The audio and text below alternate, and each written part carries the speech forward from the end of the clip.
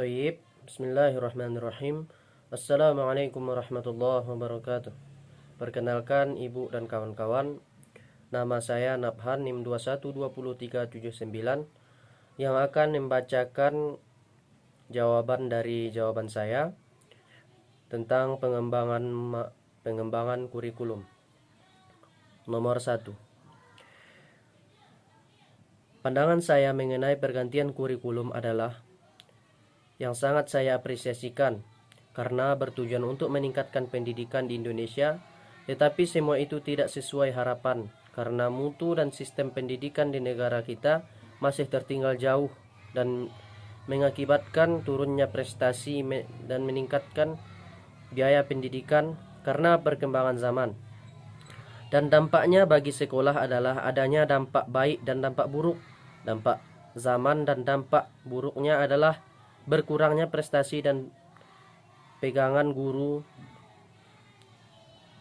dan mutu pendidikan di negara ini agar kurikulum dapat terlaksana dengan baik dan akan banyak prestasi dalam pendidikan karena pendidikan adalah tolak ukur suatu negara yang memiliki identitas kualitas bangsanya. Nomor 2. Menurut saya, peranan guru dalam aktivitas kurikulum adalah sangat penting. Persepsi dan interpretasi guru terhadap kurikulum berakar pada pengetahuan dan pengalaman guru itu sendiri, karena kurikulum yang diberikan pemerintah ditentukan oleh kemampuan guru menciptakan atau mengimplementasikan dengan benar. Guru berperan sebagai fasilitas bagi peserta didiknya.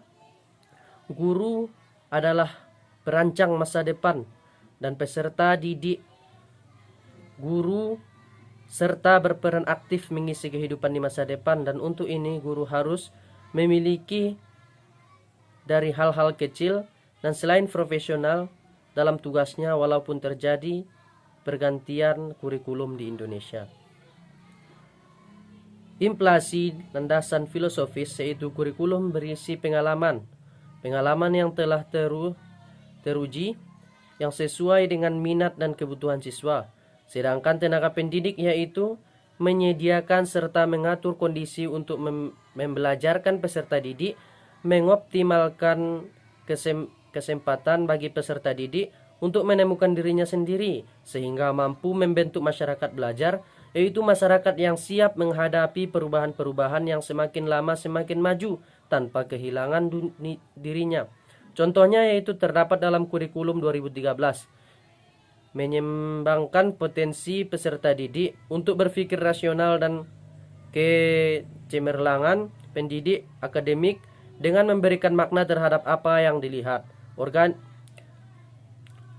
Aksi notaris dalam pengembangan kurikulum merupakan asas yang mendasar. Karena kurikulum akan berjalan dengan baik apabila diorganisasikan dengan baik pula. Hal ini untuk memudahkan pelaksanaan proses belajar mengajar sehingga guru dapat lebih mudah dan menyajikan bahan-bahan pelajaran yang beragam kepada peserta didik. Nomor 4. Agar terciptanya proses pendidikan dalam perkembangan masyarakat seperti perkembangan ilmu pengetahuan dan teknologi harus sesuai dengan perkembangan masyarakat, yaitu dengan memfokuskan kurikulum pada kemampuan peserta didik dan memfokuskan kepada masyarakat sehingga masyarakat bisa berkembang mengikuti perkembangan ilmu pengetahuan dan teknologi. Perkembangan ilmu pengetahuan dan teknologi telah banyak mengubah sistem yang ada seperti mulai sistem sebelumnya, maka cara menciptakan proses pendidik yang sesuai dengan perkembangan masyarakat yaitu dapat dilakukan dengan cara menyesuaikan kurikulum sesuai dengan teknologi yang ada, dan hal ini memberikan dampak positif dan negatif. Seperti dampak positifnya di masa pandemi ini, kita masih belajar dengan jarak jauh melalui pesan suara, video, PowerPoint, jurnal yang sangat mudah didapatkan di smartphone. Dan dampak negatifnya yaitu penyalahgunaan teknologi dan kurangnya motivasi. Nomor 5. Permasalahan dalam kurikulum adalah kurikulum itu selalu berubah dan perubahannya senantiasa dipengaruhi oleh faktor yang mendasar seperti negara yang dijajah menjadi negara merdeka dan pergantian menteri pendidikan dalam suatu negara. Hal ini menyebabkan kurangnya prestasi siswa dan tidak adanya pengalaman seorang guru dan mutu sekolah menjadi rendah dan identitas negara tidak bagus.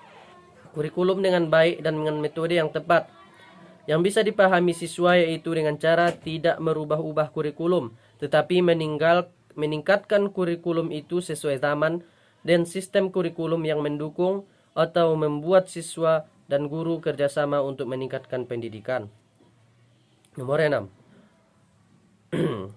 Contoh implementasi SKB 3 Menteri pada pengembangan kurikulum madrasah yaitu dengan mewajibkan semua peserta didik yang perempuan memakai jilbab, baik yang Islam maupun yang tidak, agar serasi dan rapi dalam berlangsungnya pembelajaran, agar nuansa Islam lebih menonjol.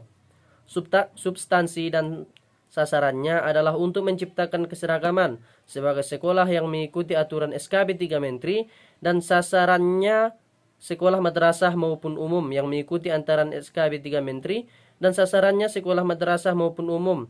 Dan dampak bagi SKB 3 Menteri ini sangat baik, terciptanya toleransi yang sangat besar seperti memakai jilbab walaupun ia tidak Islam, dan terciptanya peraturan sekolah yang ditaati setiap peserta didik. Mungkin sekian yang dapat saya bacakan dari jawaban saya. Salah dan janggal mohon dimaafkan. Wabillahi taufiq wal hidayah. Wassalamualaikum warahmatullahi wabarakatuh.